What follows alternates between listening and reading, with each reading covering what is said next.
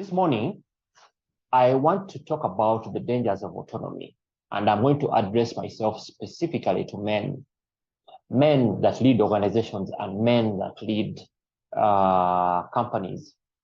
To some extent, I'll include the women as well because they are not completely, totally immune to what I'm going to talk about. So I'm going to talk about the dangers of autonomy, and this is it. There is an overlooked component in the pursuit of success, and it becomes an Achilles heel in all of us. That is autonomy. There is something in all of us that desires to be self-governing, self-accounting, self-sufficient. Someone called it self-contained. There's something that is not right, but we all desire it.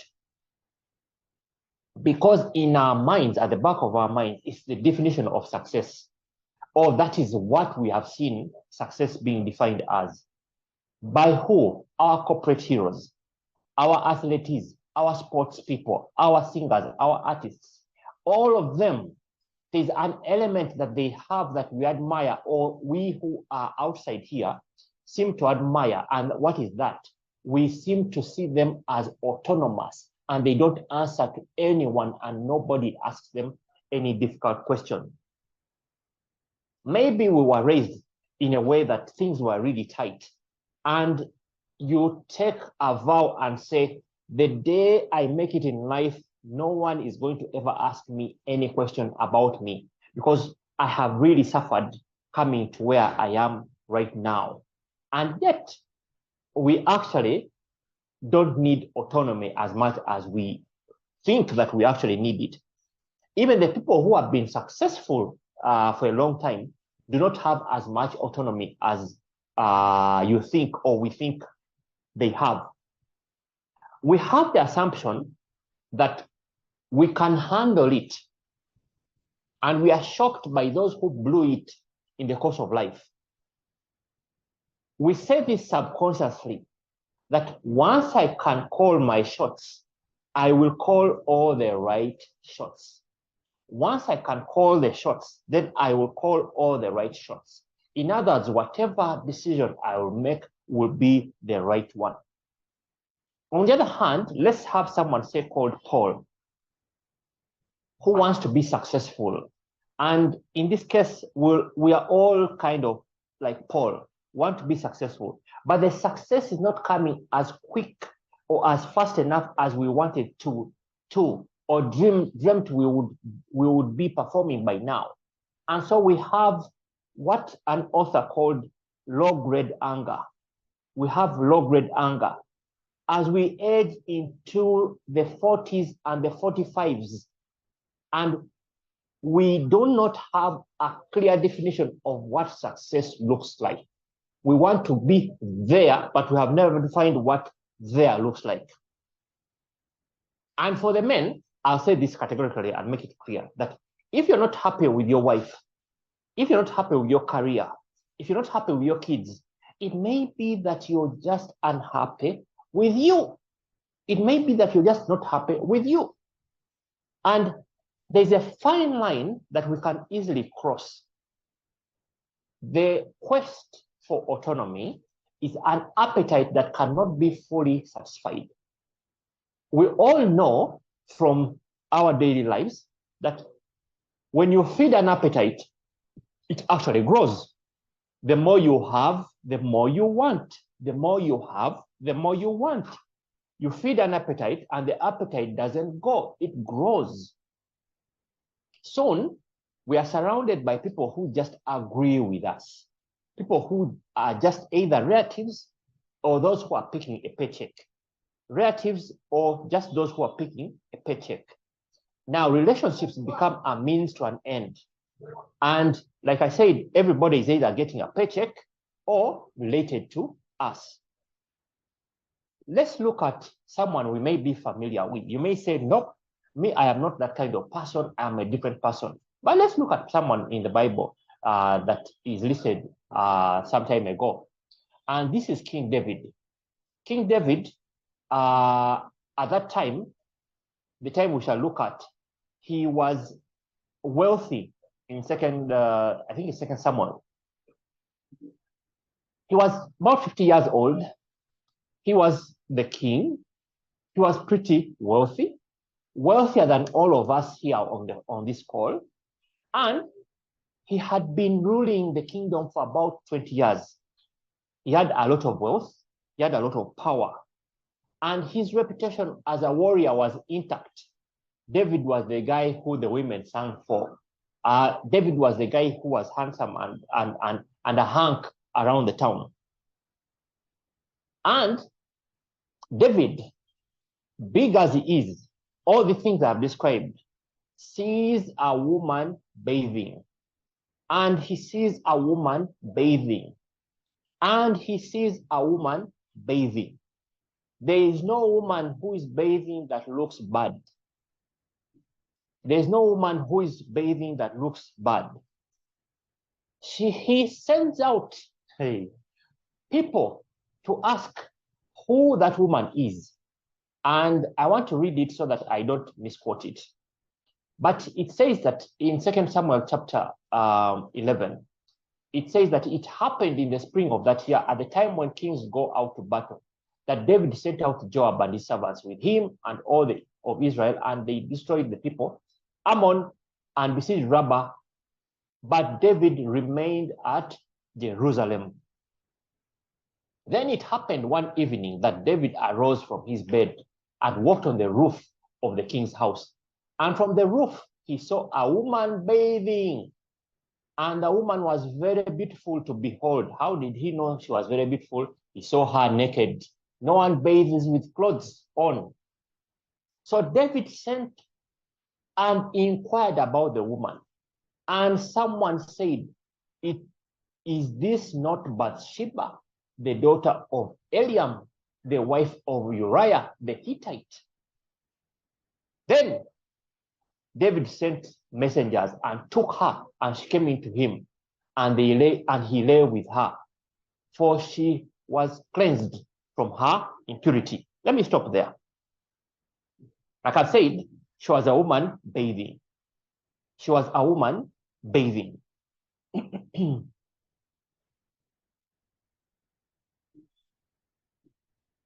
No woman bathing looks bad. She was Bathsheba. Someone told David, and this is the thing that I want to really rally us around. Someone told David that she is Bathsheba, the daughter of Eliam, the wife of Uriah the Hittite. In other words, David, I am warning you. This lady, you know her. You know that she is someone's daughter, but you also know that she is someone's wife. In other words, David, the next course of action is abort mission. Deploy a parachute. Turn the left eye. Turn away, walk away. Go back to your house. But David didn't. And even the messenger tried to tell David, the wife of Uriah the Hittite. It is like saying, this is the wife of Lieutenant Colonel Uriah or Lieutenant Colonel Musoke. This is his wife. And guess what? Powerful people have difficulty hearing. As powerful as we become, we lose the aspect of hearing. And unless we inculcate it around ourselves and in us to hear and not lead a journey of autonomy, we will have ourselves to blame at the end of the day. Like I said, David was wealthy. David had ruled for 20 years. David had a lot of power. He had a lot of wealth. May I add that David even had other women who he had already. And so he was just adding on an extra one. He could have gotten other people who were single, who were around, and it was still okay. But guess what? Powerful people have difficulty hearing. It was Franz Fanon who said, power corrupts, and absolute power corrupts absolutely. So what did he do? He got a text from Bathsheba, that Bathsheba had missed her period. And guess what? The HCG showed that it was positive. He called for Uriah to go and sleep with Bathsheba. Uriah, being a man of honor, refused. He got him again, got him drunk, and he slept at the gate, refused to sleep with Bathsheba again. He asked Joab to put Uriah at the front line and withdraw and have him killed. Remember, at this point, David is not listening to anyone, and that can happen to each one of us. You're not listening to anyone. Why? Because you're king. Why? Because you're CEO. Why? Because you're director. Why? Because you're the owner, you're the founder, you're the vision bearer. You know, do you have men around you who you can listen to? David was told, she is Bathsheba, the daughter of Eliam, the wife to Uriah the Hittite. Is there anyone telling you such a message? The words may differ, but is there a group of people you're listening to and who you can listen to and change action? David powered up. We move faster and power up when caught in such a circumstance. And each one of us is prone to such a thing. He put Uriah on the front line and withdrew and had him killed. In other words, this is one of the dangers of having an autonomous, self-contained life, that we stop hearing the voices around and about us. And folly is just nearby, and it will soon capture us. Let me say this, which I wrote down.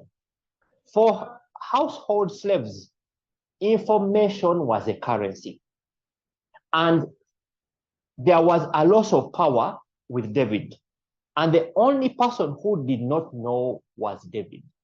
Those around him knew. Can you imagine how they gossiped about David? Can you imagine what happened as David sank and sank and sank and sank deeper in this problem? He did not know this is where he would be. But the servants and the slaves knew. And probably they would say, has the boss asked you to bring her? Yes. And of course, when such a thing happens, they gossip among themselves. And those around us have all the information, and she's us who do not know. David did not know that the story would last this long. That in 2023, 2024, we'll be talking about the story that happened long time ago about Bathsheba and David.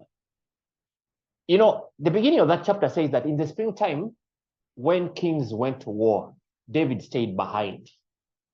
Gentleman, lady, I'm asking you, is there somewhere where people have gone for purpose and you have stayed behind and you've chosen to stay and remain in your Jerusalem? After all, you're king. After all, you're director. After all, you are founder, you're CEO of the company. Autonomy is a myth and it is a trap. Autonomy is a myth and it is a trap. Many of you may be familiar with a gentleman called Adolf Hitler in the Second World War.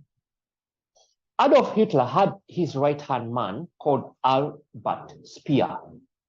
Albert Speer was Adolf Hitler's right-hand man.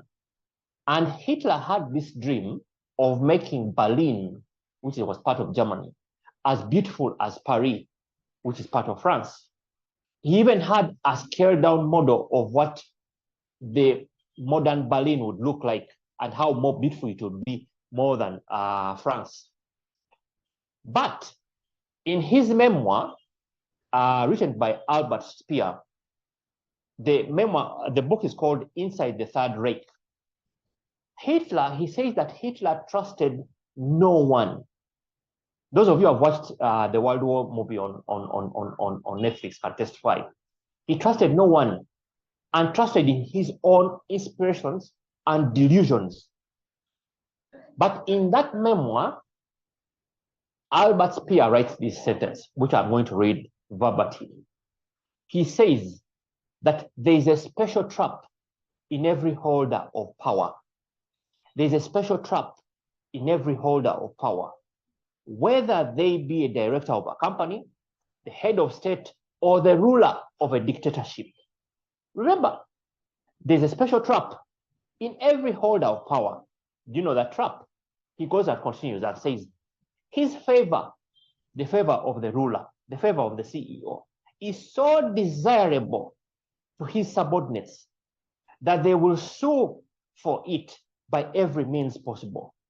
As a result, civility becomes endemic among his entourage. I'm almost spilling some names, but let me not. Who compete among themselves for their show of devotion to him. Hitler, Albert Speer, not Hitler himself, put no visible resistance to the evolution of a court. In other words, as those around him evolved, he put no resistance to it. And as they became psychophants, at the end of the day, Hitler could only believe those who sang his praises. At the end of the day, what we're going to say is that you were not created for autonomy, and autonomy is a trap. You were created for community. You were created for accountability. As we race towards the journey of success and achievement, let us know that autonomy is a trap. The pursuit for autonomy is a trap. What do we have to do? A couple of things I can think about. Get a bunch of people who you can be fully and completely accountable to. Get a bunch of people you can also hold accountable. Get people who hold you accountable and people you can hold accountable, and do life together. Be it business life or home life or church life, be accountable to some people. Remember that autonomy is an appetite that cannot fully and finally be satisfied, and that autonomy is a thirst that cannot be quenched. Thank you very much. Have yourselves a lovely day. God bless you.